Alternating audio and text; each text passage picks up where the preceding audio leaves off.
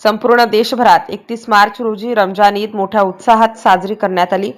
दरम्यान मंगरुळ पीरच्या ईदगाहावर ईदची नमाज अदा करून मुस्लिम बांधवांनी एकमेकांना गळा भेट देत ईदच्या शुभेच्छा दिल्या।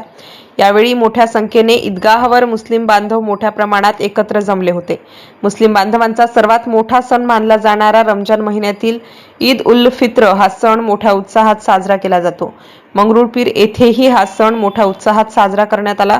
मंगरुळ पीर येथील ईदगाहावर रमजान ईदची नमाज अदा करण्यासाठी जात असताना डॉक्टर बाबासाहेब आंबेडकर चौकात एकता पत्रकार संघटनेच्या वतीने संस्थापक अध्यक्ष विनोद डेरे, संदीप कांबळे, जिल्हाध्यक्ष प्राध्यापक डॉक्टर संजीव इंगळे, अशोक राऊत आदींनी पुष्पवृष्टी करत बुके देऊन अन्सार मौलाना अध्यक्ष जामा मस्जिद ट्रस्ट यांचा सत्कार केला। ईदगाहावर रमजान ईदची नमाज सकाळी 9 वाजता अदा करण्यात आली। नमाज अदा केल्यावर जगात शांतता राहावी यासाठी दुआ करण्यात आली। दुआ झाल्यावर मुस्लिम बांधवांनी एकमेकांच्या गळाभेटी देत रमजान ईदच्या शुभेच्छा दिल्या। यावेळी कायदा व सुव्यवस्था अबाधित राखण्यासाठी चोख बंदोबस्त तैनात करण्यात आला होता।